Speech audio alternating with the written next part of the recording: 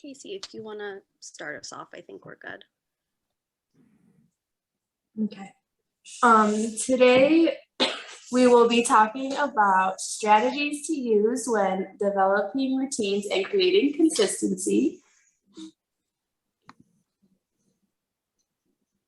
Hi everyone, my name is Ainsley. I've been working with Berg for about 2 years now. I've been an RBT or a registered behavioral technician for 1.5 years. I just graduated with my master's in special education and a concentration in applied behavioral analysis from Arizona State University just this year. And I hope to be sitting for the BCBA exam, hopefully around this time next year as well. Hi everyone, my name is Alisa Barros. I'm a registered behavior technician, and I've been in the field of applied behavior analysis for about 3.5 years now. I just completed my master's program in applied behavior analysis in March, and I hope to finish my fieldwork hours by the end of this year, so I can hopefully sit for the board certified behavior analyst exam early next year. And I am Casey Berg. I'm also a registered behavior technician for about 3 years now. I am on track to complete my master's in applied behavior analysis in December. And then I hope to sit for the board certified behavior analysis exam next year, at the end of next year. And we're going to jump right in. Today, we will be discussing strategies that can be used to develop routines and create consistency. Routines help create and set expectations for what our kids are supposed to do. A good routine consists of being well planned with everyone knowing their roles, including the kids, the parents, siblings if they're involved too, so everyone knows what they need to do, are regular and become a part of everyday life, and are predictable with things happening in the same order each time. When routines are consistent, appropriate behaviors increase while problem behaviors are less likely to happen. Applied behavior analysis is a therapy approach that focuses on increasing socially significant behavior and decreasing challenging behaviors. Examples of socially significant behaviors are social skills, communication, leisure and play, and daily living and self-care skills. And in this specific category, routines are super helpful. And essentially, socially significant behaviors are any behavior that can improve the life experience of an individual. Some examples of challenging behaviors include tantrums, physical aggression, screaming, crying, elopement, which is running away, and many others, but those are a few examples.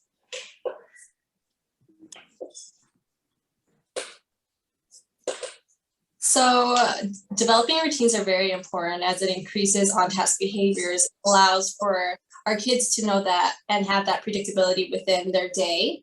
It reduces problem behaviors because they do know that predictability. They know what's going to come next. They know what they're going to be expecting. It also promotes independence. So it allows for that confidence and that build up for them being able to do what they need to do from day to day and increase their functional skills that they need to navigate their environments as well.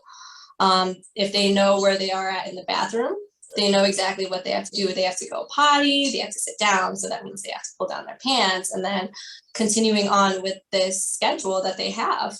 It's really important to have these routines as well as we as able-bodied people have this routine and these predictability schedules that we have in our day-to-day lives. Once you think about it, I have a set routine that I have to drive to work each morning. And if something deters from that routine, like construction, I'm just like, oh man, what do I got to do? And having it, and therefore that predictability level goes down.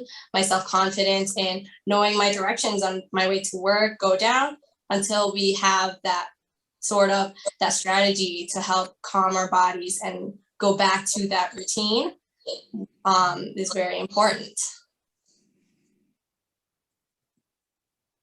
So where can we develop these routines for our kiddos? Pretty much we can develop a routine at any time. So for an example, as a daily routine, you can set the example of like waking up, going to school, coming home, taking a nap. You have a chance to play, you eat your dinner, and then it's time to go to sleep. A morning routine, you can wake up, wash your face, get dressed, brush your teeth, have breakfast, and be out the door for school. And even a bathroom routine.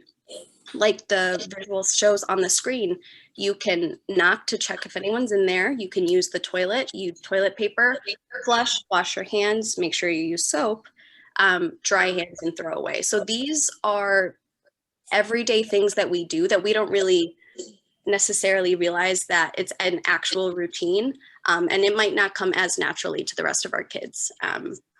So more examples can be an end of day routine, a bedtime routine, and a playtime routine. Like I said, we all have different schedules that we follow, and it's just kind of ingrained in us at this point. It's a day-to-day thing. We don't really think about it. Going back to the example Ainsley used, when she's driving to work, sometimes I catch myself and I don't even realize like I'm driving to work. It's just such a natural thing. So again, we need to consider that our kids aren't always going to feel that way. And we also have different kinds of reminders for our routines. If we need to use a monthly reminder on our phone to pay our bills, that's giving us the opportunity to be consistent in our bill payments. When we have days off and we have to-do lists of things that need to get done with our extra time, or things we want to accomplish on the weekend, that's more of like a self-monitoring kind of routine and checklist that we have that our kiddos can actually use too. So again, we all have routines and we all have different things we use to keep us in track with those routines. And again, we want to help our children develop these routines. So like Ainsley said, they can gain their independence that we know that they have, and we want to bring that out in them. And we want to assist them with the end goal of transitioning into a general education setting, and again, gaining their independence where we know they can have it. So some strategies that can be used to help develop routines are visual checklists, such as the first picture that we have. We have our checklist of stuff that we need to do. And then when we're all done, we put them all down to finish. Social stories, such as our second one. Our second social story shows that what we can do when we're angry. These bring out skills that our clients and our kiddos may not, or they may have in them, but it helps reiterate that when you're angry or when you feel some type of way, you can do X, Y, Z. In this case, you can count or take 5 big breaths, and then it'll help you stay calm and make everyone else feel better. You can use schedules. I know for me, at least, I have my schedule from day to day, all planned out by the hour. It makes me feel very confident in what I have to do within the next day or the next week. Schedules can be within the hour, or they could be just from one period of the time to another. As well as we have a strategy called the behavioral skills training, which include instruction, modeling, rehearsal, and feedback. And we will go into this more in another slide.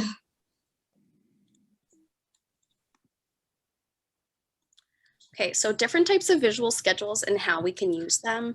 The first one I'm going to talk about is a first then schedule. So that's going to be the first visual that we see on the bottom left. It's a very basic, simple, self-explanatory visual that we have here. It's really just first we do this and then we do that. So an example could be like, first we need to do seat work and then we can play with our iPad. Or first we need to do something as a whole group and then you can have a snack. Just setting an expectation for your kid, showing them what needs to get done before they can complete whatever it is that they want to complete. The next one we're going to talk about is a to-do and finished schedule. So that's going to be the visual in the center. On the left, you see that there's going to be a column that shows everything that needs to get done. So the first thing to get done was to say hello. That was completed. So you're going to move it over to the all done section. The next one is read a book, play, blow bubbles, and then they can go home. So as they go through all of those things on their schedule, it's a clear visual as to what's expected of them. And then they can see that those tasks are being completed and what is left of them. And then the last one is going to be the checklist. So that's going to be the visual on the right side. And this checklist can be used more as like a self-monitoring kind of visual for your kid.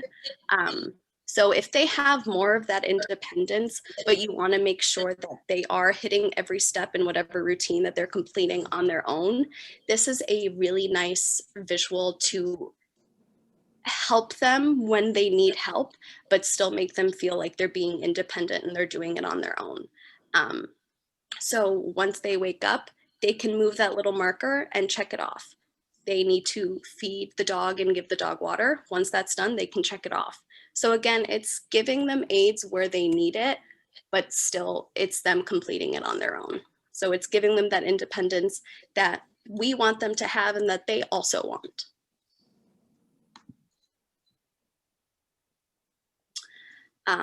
So creating a visual schedule, you're going to want to list out every single step, and you're going to want to use simple pictures to explain each step.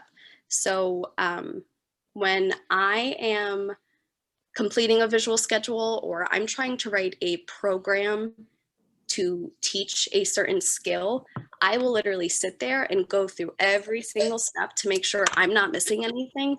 So we have that clear expectations for the kids and that they're not missing a single beat either in the skill that we're teaching them.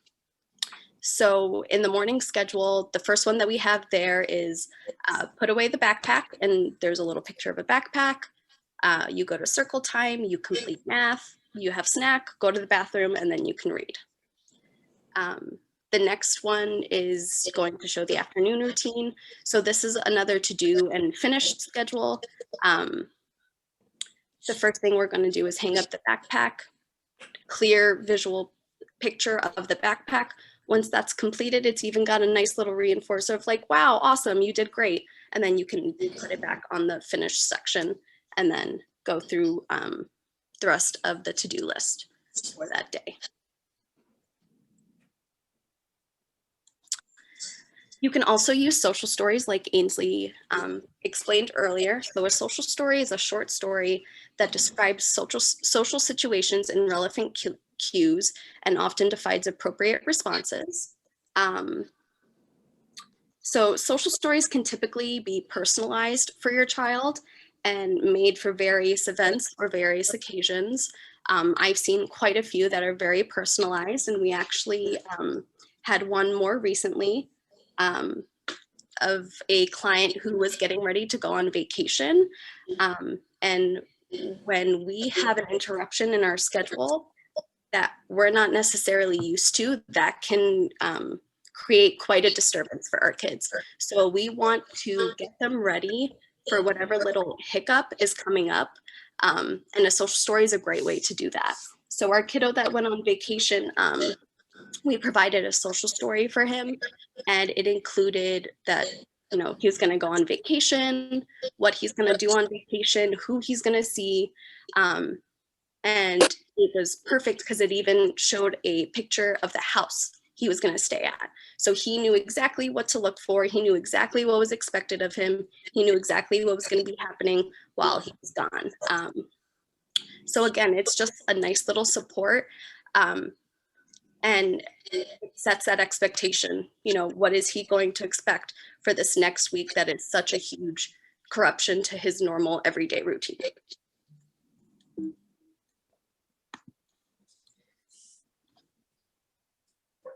Another technique that can be used for routines is behavioral skills training. It consists of 4 steps, and the first step is instruction. In this step, the parent and the therapist will talk about the skill that's being learned. They're going to discuss what will be expected, how it can be done, and when the skill can be used. So if we're thinking of routines and we're thinking of, say, a bedtime routine, you're going to discuss exactly all of the steps in that routine, how they will do each step, and kind of why they need to do that step so they know exactly what's expected of them. The next step is modeling, and in this step, you, the parent, or whoever's teaching the kid is going to model the skill by actually running through every single step so the learner can watch. It's kind of like role play. You are actually going to physically do every step of the routine. And then after that is rehearsal. And then this is when your child is going to get a chance to practice the skill on their own and run through the routine. And you're just going to let them go, see what they do, which leads to the last step, which is feedback. And then this is when you will provide positive praise for all of the steps they completed correctly. We want to make sure that we're providing really specific praises on what they did right, so they know what was right and they can hopefully continue to do it right in the future. And at this time, we will also provide corrective feedback on things that weren't done correctly, so they know how to fix it for next time. We are going to watch a video example of what behavioral skills training looks like.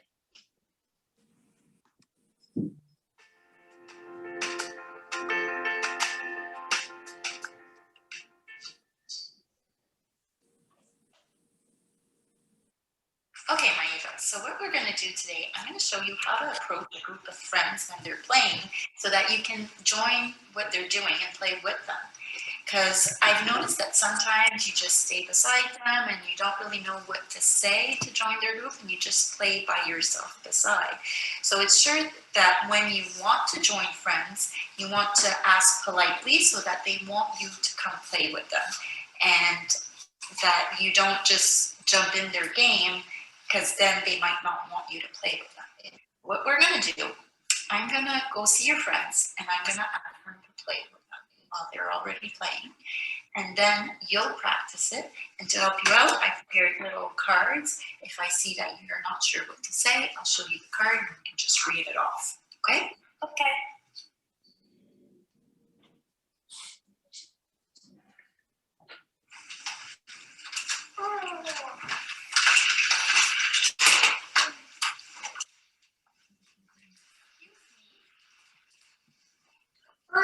What are you doing? Playing with cars. Can I play with you? Yes. Oh, let's go over here to the house. Ding, ding. Let's go to the ambulance. Oh, quick. Okay, so you saw what I did. I just went to see your friends and I asked them politely if I could join what they were doing, what they were playing. And now it's going to be your turn. So what we're going to do, I'll have my little cards to help you. If you don't know what to say, you can just read off of them in order to join their game.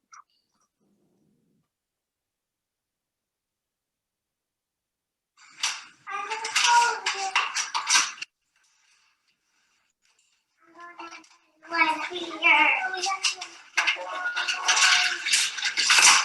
Excuse me. Yeah? What are you doing? We're playing with cars. Can I play with you? Yeah.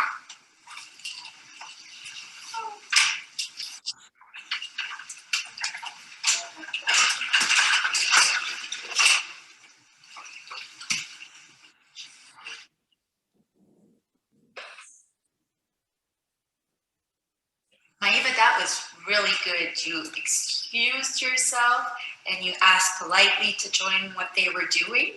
And I think that the only thing that was missing is next time, once you start playing with them, you can continue talking to them and invent a game and go ahead with that. Like, here, follow me with the colors. So you can keep on talking while you're playing. Okay. Okay. So that video, you can see the 4 different stages of behavioral skills training, specifically when they were working on play skills, but it can also be very helpful when teaching routines.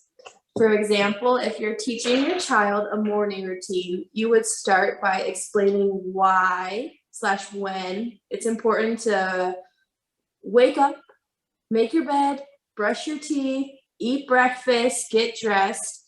You want to explain why you have to do all of those things so they can understand more of actually why they're doing what they're doing. And then when you tell them when to do those things, they'll know what to expect. And then they will have an idea of all the steps, and then they'll know what's coming next. And then after that, you explain all of the steps, you are going to have your child watch you do all of them. So you're going to have them watch you wake up, get out of the bed, make your bed, go to the bathroom and brush your teeth, then go downstairs and have breakfast, and then go get dressed. So you're going to show them exactly how to do all of those things. And then you're going to say, now it's your turn. And then you're going to have them go and try and do it and see how they do. And then after that, you're going to give them feedback and tell them, oh, you did a great job putting your clothes on today. But like for next time, when we brush our teeth, like, let's make sure we put our toothbrush away at the end. Like, just give really specific feedback on how they did, and just continue to do this day in and day out. And hopefully they pick up the routine and can do it completely independently.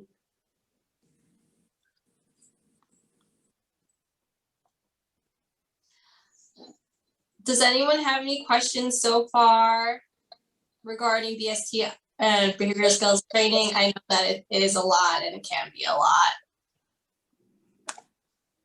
So we'll give a moment for questions.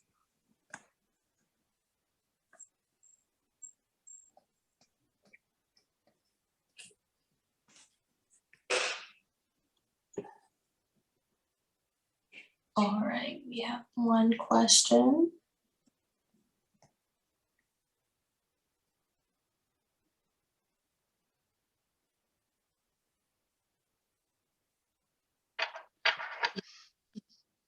You had a question? Yeah, sure. So let's say they try to do the routine that you taught them using this technique. And let's say they don't do a very good job. So there's potentially a lot of feedback you could give, but then you don't want to overwhelm them with feedback or discourage them. So what would you suggest doing in that case? So in instances like that, you want to make sure you're acknowledging what they did do right and what they did really well in, and kind of give them like a little bit of a feedback sandwich. So say like, you did really good picking out your clothes.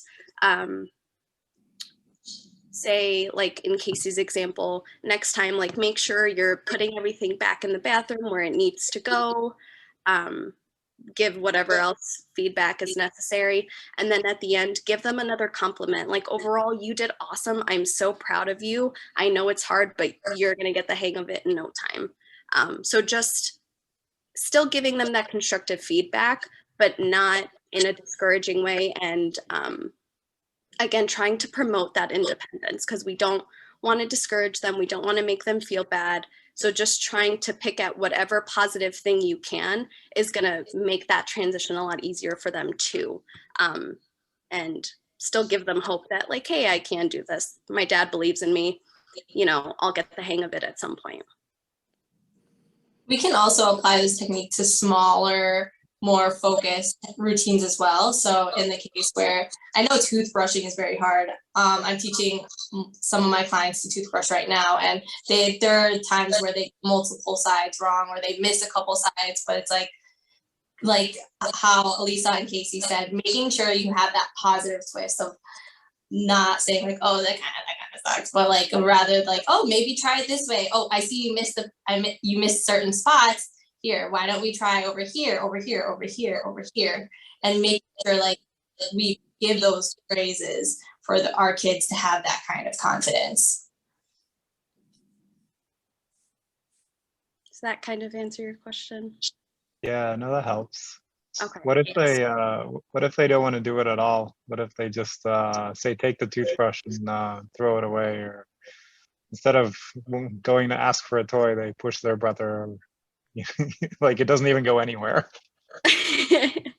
So in that case, I think if you're trying to implement these procedures at home and it kind of goes south, I would then just follow up with your child's team and say like, okay, I tried doing this on my own. It didn't really work out that well. What feedback can you give me from there? Because if your child receives ABA services and they have a BCBA, your BCBA can help further in that, and we can try and implement that like in home sessions or work on it here and then have it generalized at home. Or if your child isn't receiving ABA services, the case managers can then collaborate with the BCBAs at the clinic and try and come up with a game plan for them.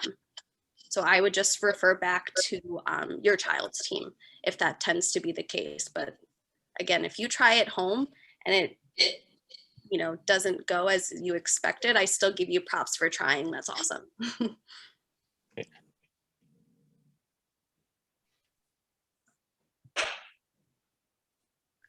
Laura also mentioned using nonverbal communication. So making sure that we do see whether or not they're trying to communicate with us. I know with a lot of our nonverbal folks and nonverbal clients, they do have certain ways of telling us that they're either uncomfortable or they need help. So making sure that we give that, like, we have like an open stance ready for them to come to us for help, and giving them that sort of positive feedback in the way that we posture ourselves and as well as our tone. I know sometimes it could be frustrating. It sometimes is frustrating.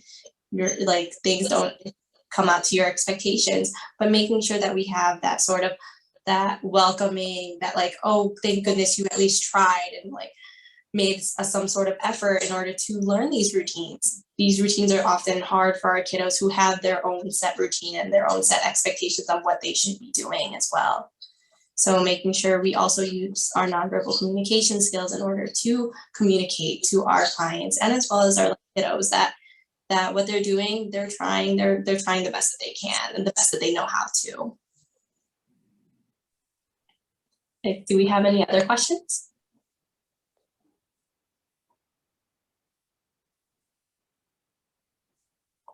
All right, I'll continue on to the importance of being consistent. So it's really important to remain consistent in our routines because it does provide that sort of safety net, that sort of confidence in our kiddos to be able to go through within their day. It promotes their independence, and as well as it allows them to learn more skills more efficiently and effectively as well long term. I know, like we said earlier, learning routines can be frustrating. Learning how to be flexible, that's always frustrating. Learning to be flexible with instruction, when you think about it, it's a whole new way. It's a whole new way to navigate around your environment. So therefore, creating these routines and having this sort of consistency in making and applying these routines to our kiddos will be long-term effective in learning these skills.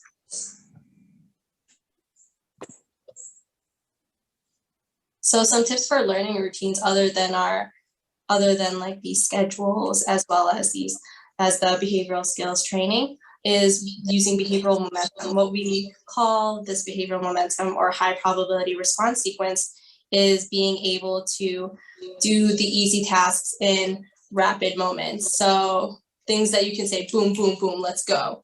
So one of these, and like, for example, my routine with my kiddo with toothbrushing, he opens up the toothpaste and puts on the toothpaste very well and puts it in his mouth. So being able to go boom, boom, boom. And then once he gets to the mouth, grabbing his hand and using that the hand-on-hand prompting in order to create those brush strokes that we use to brush our teeth is going to be the next step. So using skills that they already know, followed by a skill that they're still trying to learn. We also have this technique called chaining. So we have this thing, chaining could be either forwards or backwards. So forwards chaining is learning the first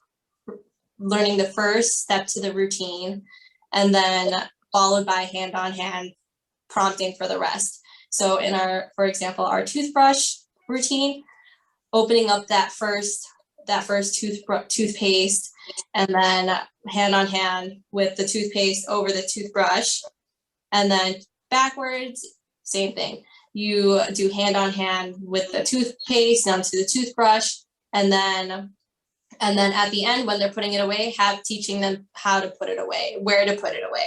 So putting the toothbrush in the cup or toothbrush next to the sink, but having them focus on that last step and then the next step.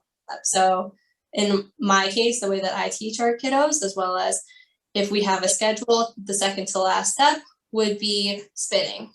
So spitting, we would focus on the spitting, and then the last step they should be able to do independently. So another tip would be positive reinforcement, creating that positive environment, as well as giving a lot of reinforcement towards the things that they can do. Again, to reiterate, it could be frustrating, but we have to make sure that every little advance is an advance. It's a whole new thing. It's something that they've never done. It's the first time. Oh my goodness, great job, you know? That's something that we want to reinforce, that the next time they are able to keep up with this routine and have these long lasting effects. Another routine or another tip is putting our visuals in an easy to see space. So again, with the toothbrushing routine, putting the visual right in front of the sink, right? So that way they could see exactly what they need to do, where they need to do it. For our cubby routines, we have all of our schedules inside their cubbies, sometimes even outside their cubbies. Just so that way the first thing they do is they see that visual, open door. They open the door, and then we continue on with the next of our schedules. And then toilet routine, body training's hard, but if you put it next to that toilet, they can see it right then and there. It's easy to gesture, easier to point to. It's something that if they look around, they're most likely going to spot that visual. As we can see on the picture to the right, their wake up routine is right next to the fridge. I would put it right on top of that fridge, right, rather than the next. But if that's somewhere where their kids are able to see, they're able to see it. Going with that, creating as many opportunities for your child to learn. I know that routines are very hard, as well as we acknowledge that sometimes you just don't have time. Sometimes you just need to be out the door, you're running late, something happened. Again, something outside of that routine happens where we need to create this sort of equilibrium, this like, I need to get back to my routines kind of situation. But also creating many opportunities for your child to learn. The more you practice, the more you get it. The more practice, the more perfect it becomes. So on weekends, when your child is on their day off, being able to create these opportunities creates for more opportunities for success. So here we've provided a little link that Bluebird has, and this is then sending us to one of our old blog posts. So this is just talking about setting up an environment for morning and bedtime routines. So this is a nice little reference that you could go back and look at. You know, it acknowledges developing a structured and predictable bedtime routine. Use visuals to help structure this routine. So this is just like a nice little reference. Again, this is an old blog post. So if the link doesn't work in the video, you'd be able to find it on the Bluebird website as well. And then we have additional resources. Oh, sorry, Ainsley, you want to we have additional resources here. So we can go to the Bluebird website and it creates a visual library. So here in the visual library, it gives you a bunch of different options to visuals that we use here every day at the clinic. So it's got token boards, choice boards, it's got first then schedules too, and even a bathroom routine. So these are really helpful.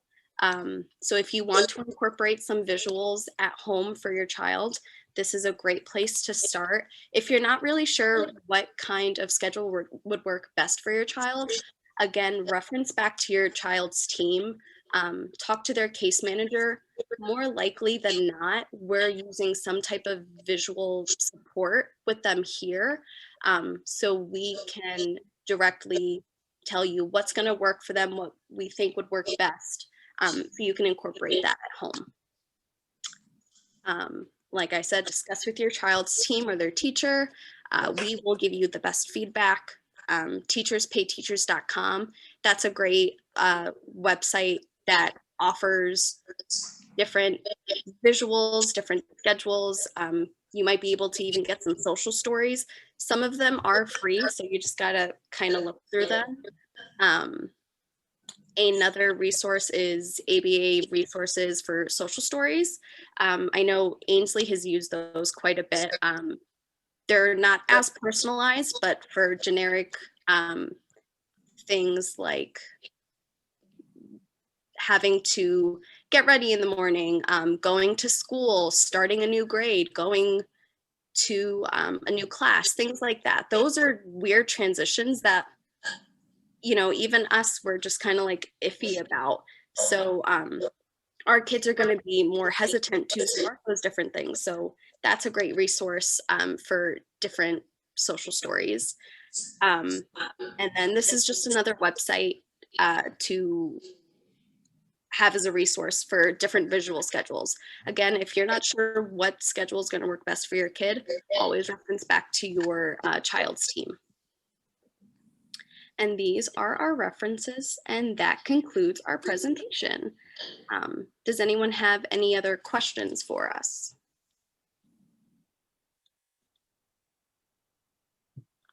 I can ask another question. Go for it. Love the question. We'll take Right. it. So, okay. So routines are good. I agree. But there's a couple of things. So sometimes, like you said, sometimes you're in a hurry. Sometimes it's getting into like a battle. So sometimes you have to be flexible.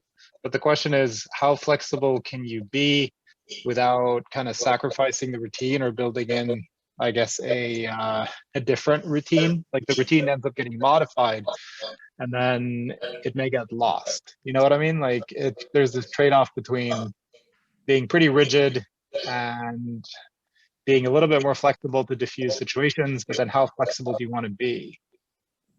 Does that make sense? Yeah, that makes So I sense. think we, in our day-to-day routines, things come up in our lives where like we make a mental note, like I am picking and choosing my battles today. I'm gonna let something go, and then I will stand firm on something else. So kind of feeling out the environment, again, looking for those nonverbal cues. Like if it just kind of looks like a day where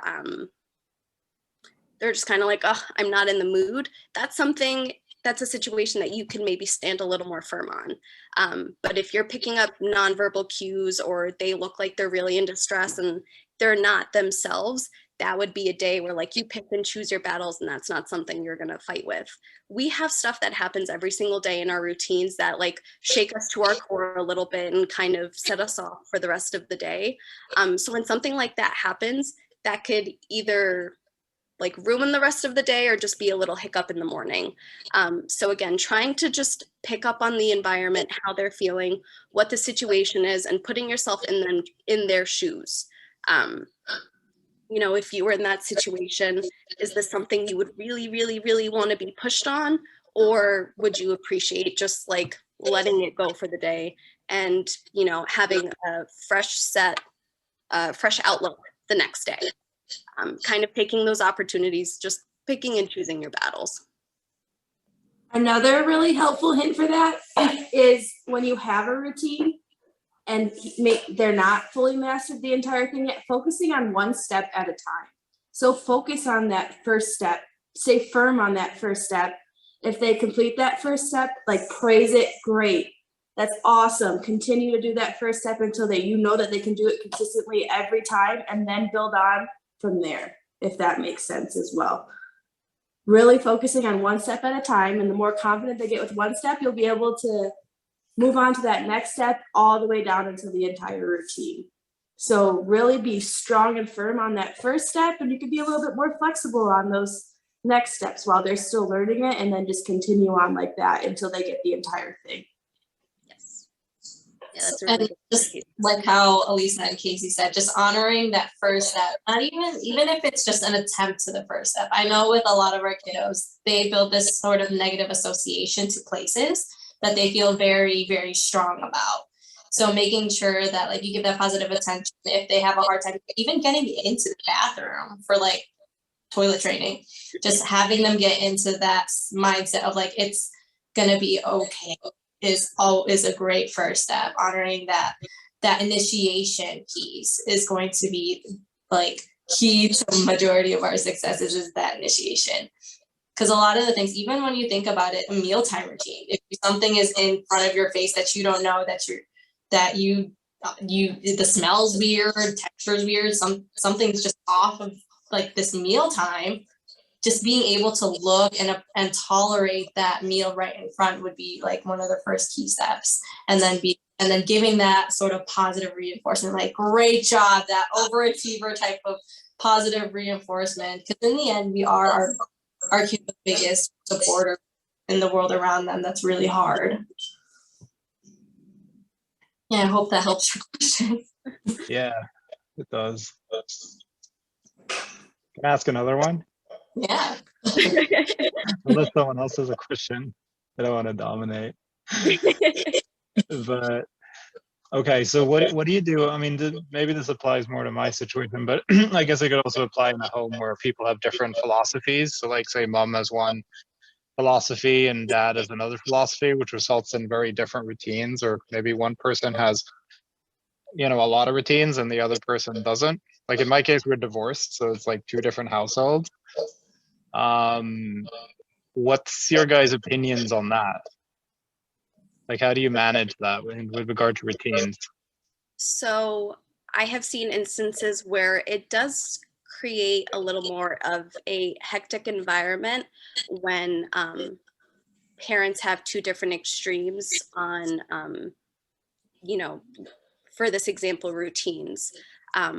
One household might be very particular on like making sure everything is done, whereas another one might be a little more lenient, laid back, carefree. I think you would have to maybe find some sort of middle ground, I think would be the best. Not to be like, here's relationship advice, but I think just trying to find a common ground for your child, and remembering at the end of the day, like I'm putting differences aside because at the end of the day, I want what's best for my kid. And if these huge differences are going to rattle their day so much, I want to do whatever I can to make it easier for them, because I'm sure it's stressful knowing like, okay, today I'm going to be in this house, another day I'm going to be in this house. So we want to ease those transitions as much as possible. So trying to find some sort of middle ground and putting some differences aside for your child at the end of the day, I think would probably be key. And then, you know, going from there and seeing if you can give and take a little bit. Again, choose your battles. If they're really firm on one thing, see if you can pull back a little bit and loosen the reins, or have them tighten the reins a little bit, you know, give and take. Also, one really big important key is also referring back to the BRCA. There are difference as to what exactly our routines are and what kind of consistency and idea these kiddos could have between both houses. Again, it's that first step and that kind of indication that we're looking for in our kids. And if there are two different viewpoints, I know I have some kids that just act different in each household. So each parent does have some sort of validity within their points regarding routines and schedules. But having that common, like Alisa said, that common goal and creating that independence as well as our self-confidence in our kiddos is going to be key in reminding that like these are our kiddos' lives that they're going to be walking around. These are their routines that they're going to be set up for life. And, you know, having that sort of that common goal will be key to like creating that sort of balance between hopefully both or many parties. But your team, your kiddos team, are going to be the ones that know them the best, as well as the parents as well, of course. Right. Is there a concern sometimes that routines can get too rigid so that they're not good at adapting to things that occur? Like something happens, you know, like I'll give you an example. So like he was very good at going to the bathroom in the basement, right? But then there was a problem in the basement, so we couldn't go to the bathroom in the basement, like the closed off. But that was very difficult for him. Like transitioning to another bathroom led to like lots of battles, and it was like, no, he wanted to go to the basement bathroom. He's like, no, I want to go there. I'm like, you can't go there. Well, I want to go there. Well, you know, and he was like trying to pee on the floor. Like it was a real battle. So we had this routine, and he kind of got stuck in this loop where that's like, I go to the bathroom there, that's what I do. But then once something threw that off, like it was super difficult to do something else. So what can be done, I guess, to prevent routines from becoming too rigid? For sure. To include that kind of flexibility, we often use our social stories. It gives them that verbal cue, that nonverbal verbal, or that like visual cue of like, something happens in the basement. This is going on in the basement, which is why I can't go potty, but I can go potty in the upstairs bathroom, the main floor bathroom. They both have toilets. It's kind of showing those similarities are often what we use social stories for. It's that big change. I know it may not seem big, but it's kind of like that construction. We all do not like construction. So having to find and navigate through that kind of detour is going to be really helpful. So I would try coming up with a social story as to why we can't use the bathroom downstairs in the basement. Maybe like, there's both toilets. They're both whites. Both bathrooms have a sink. So I can, even though I use the bathroom in the basement and I wash my hands in the sink, I can do that as well upstairs. I think it's really important to validate your kids' feelings. You want to make sure that they're not feeling like they're overreacting. And you are hearing out why they're so distressed and why they're so upset about this change. I hear you, dude. I get it. I know the bathroom in the basement isn't working anymore. That's upsetting me too. I don't like this either.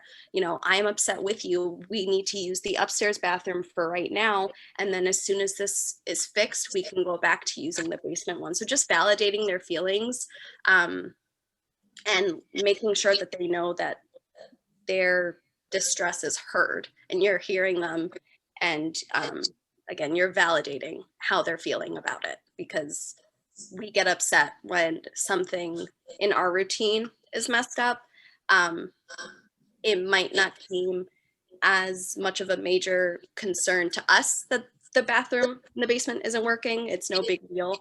But other people can also have the same perspective for reasons that we're getting upset about our everyday routines. So again, it's just that perspective, keeping that in mind. And then when they do use the bathroom, positive reinforcement. Yes. You get a treat, you get your favorite toy, you get more iPad time, you get something in order to create that sort of positive environment of general bathroom routine. Yeah, that's yeah. When he finally transitioned to another bathroom, he never went back to the basement bathroom ever again. So he's on another bathroom. Pick and choose your battles.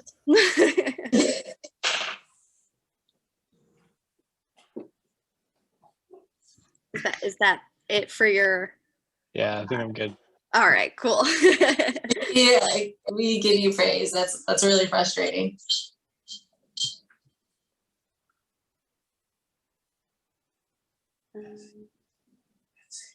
Something came up. I can't get to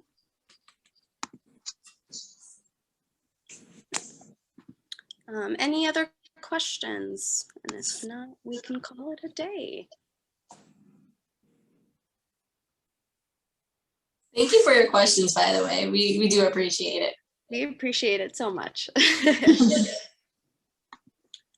And with that concludes our presentation. Thank you guys so much for attending. I know it kind of went a little longer than some of them, but we appreciate your attendance. And this will be on the website in a matter of a few days, possibly.